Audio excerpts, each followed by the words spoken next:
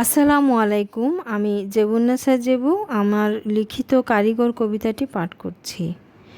যাহার হুকুমে গড়ে উঠে অস্তিত্বের স্তবক, শূন্য থেকে জেগে উঠে নিত্যই জগৎ, অদৃশ্য তুলিতে আঁকেন তিনি সময়, প্রতিটি অণু পরমাণু নবমণ্ডল অক্ষয়।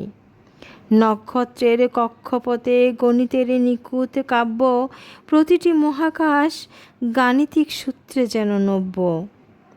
নদীর স্রোতে আছে তার হালকা ছায়া, শৈবালের ওষুধে বাজে শান্তির মায়া।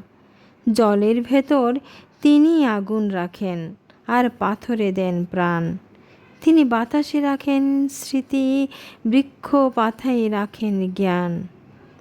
প্রজাপতির ডানায় দিলেন রং, শিশির বিন্দুতে ফুটে সকাল। এই নিখুঁত ছন্দে গাথা সৃষ্টির শত শতকাল। আদমের বুকে আলো আর অন্ধকার, তার নিঃশ্বাসে গড়ে উঠে পাজর। মনুষ্য হৃদয় একটি পাঠযোগ্য গ্রন্থ, যার প্রতিটি পৃষ্ঠায় লেখা স্রষ্টার সঙ্গ। তার কারিগরিতে নেই ভুলের রেখা, এক একটি প্রাণ যেন রহস্যে ঢাকা। তিনি চুপচাপ স্রষ্টা, সর্বশ্রেষ্ঠ জ্ঞানী।